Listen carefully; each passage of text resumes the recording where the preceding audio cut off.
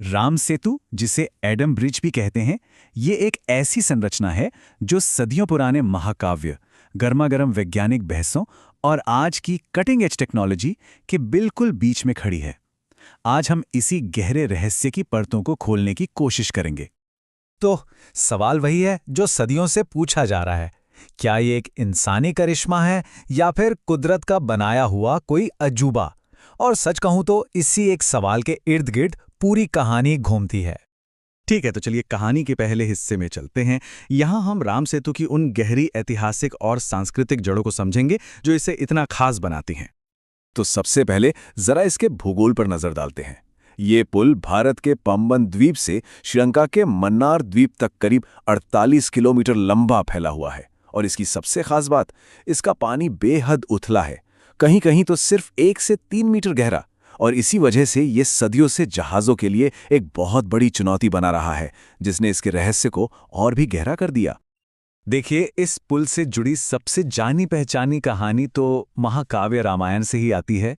कथा ये है कि जब रावण ने सीता जी का अपहरण कर लिया तो भगवान राम को लंका पहुंचना था, और इसके लिए उन्होंने अपनी वानर सेना के साथ मिलकर समंदर पर इस पुल को बनाया।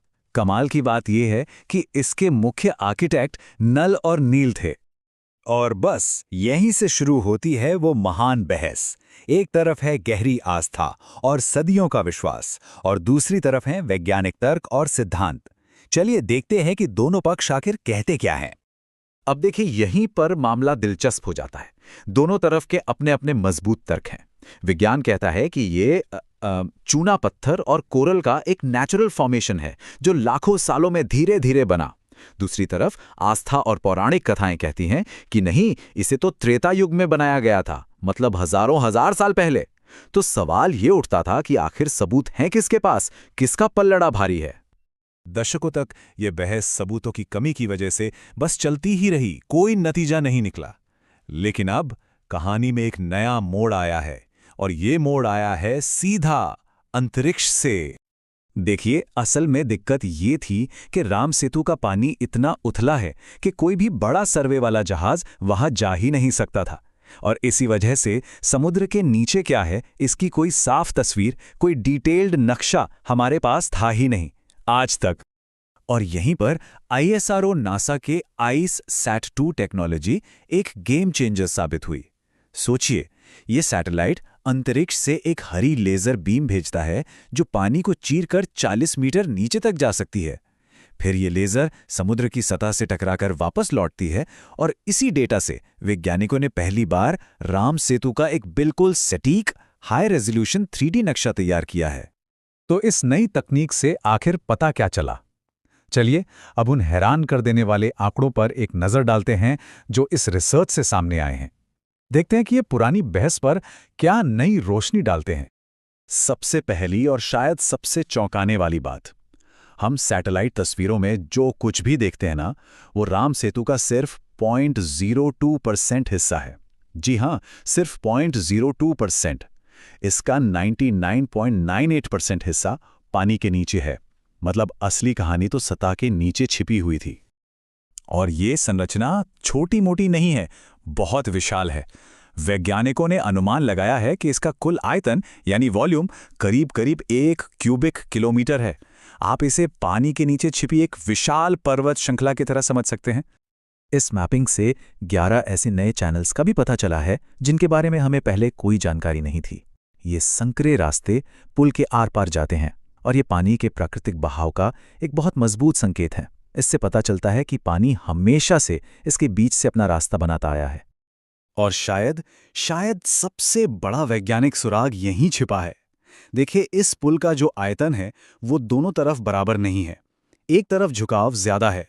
अब सोचिए, कोई भी इंसानी बनावट आमतौर पर संतुलित होती है ना?